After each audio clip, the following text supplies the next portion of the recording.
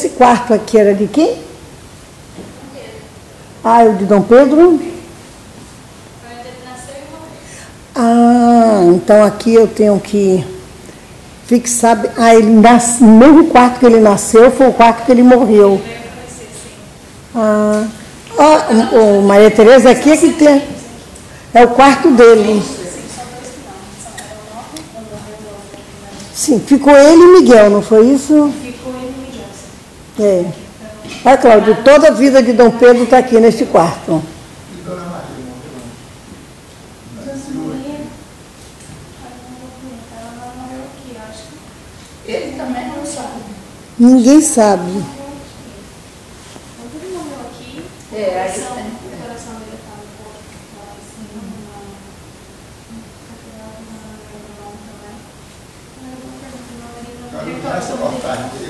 estava um pouco assim, os ossos estão no Brasil e o coração dele foi no Portugal.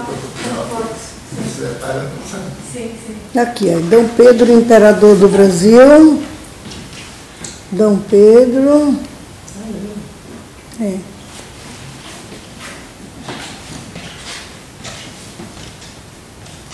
Olha, ele até que não era tão feio. Porque...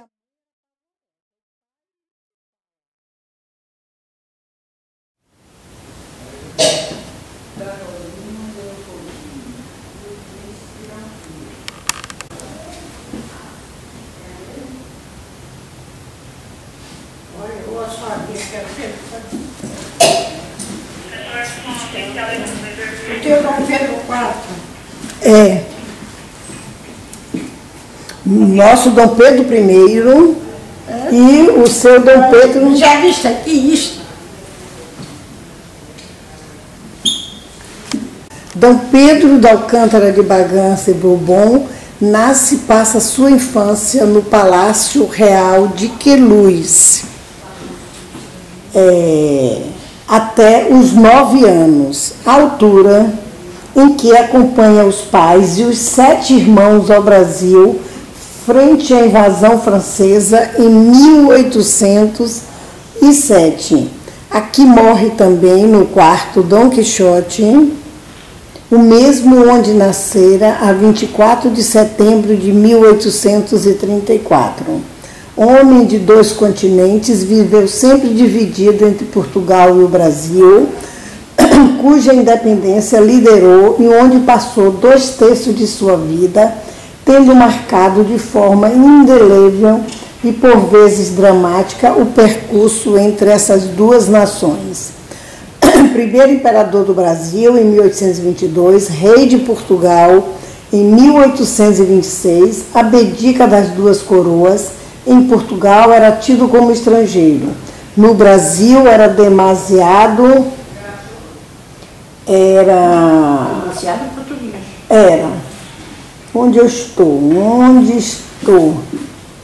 Era demasiado português. Dos 2 lados do Atlântico, os filhos Dom Pedro II, imperador, criança aos 5 anos, em 1831, e Dona Maria II, rainha adolescente, aos 15 anos, em 1834. Continuarão o seu legado com reinados estáveis marcados pela modernidade.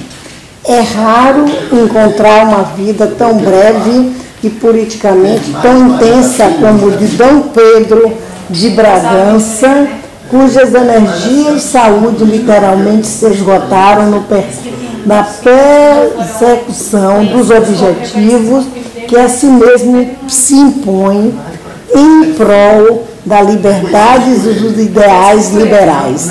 Homem carismático e apaixonado, também na sua vida privada, deixou numerosa descendência dentro e fora do casamento. Apesar de fisicamente distante, foi um pai atento e preocupado, do que dá testemunho a correspondência constante que mantinha com os filhos. Ao longo da vida, a vida de Dom Pedro soube rodear-se de uma escola de personalidades influentes, guardando, no entanto, para si a tomada de decisões. Obstinado e ambicioso, ao contrário do pai D. João VI, Manteve sempre uma atitude personalista, agindo por vezes de forma impulsiva. Foi, acima de tudo, um homem de causas que, enquanto defensor da liberdade constitucional, soube romper com o passado e compreender o espírito do século. A primeira foi Dona Leopoldina. Dona Amélia não foi da Áustria?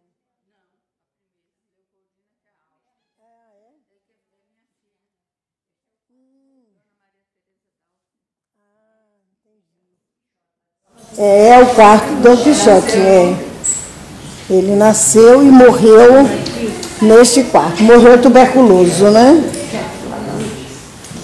Dom Quixote de la Mancha.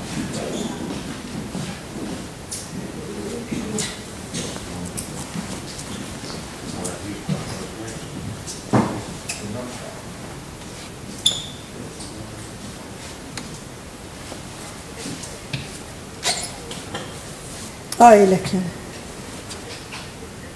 Em pouco mais de um ano, Dom Pedro abdicara das coroas de Portugal e do Brasil, atravessaram o Atlântico, buscaram o apoio na Europa, reuniram o exército nos Açores e, finalmente, no Porto, à frente do exército liberal.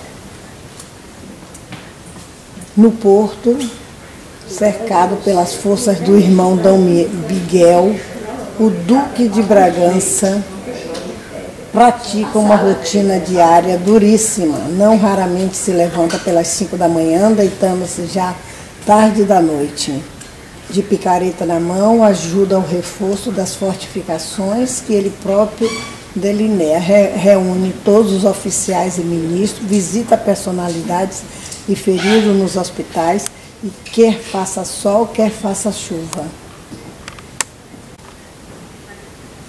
No 10 de setembro, vem para o Palácio de Queluz, faz o seu testamento, toma providência em relação aos filhos e recebe os últimos sacramentos.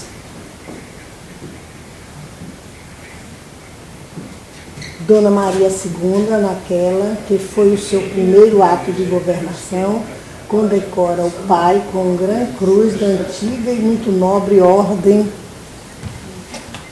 da Torre e Espada, do valor, lealdade e mérito. Dom Pedro pede para chamar um soldado veterano do regimento de caçadores,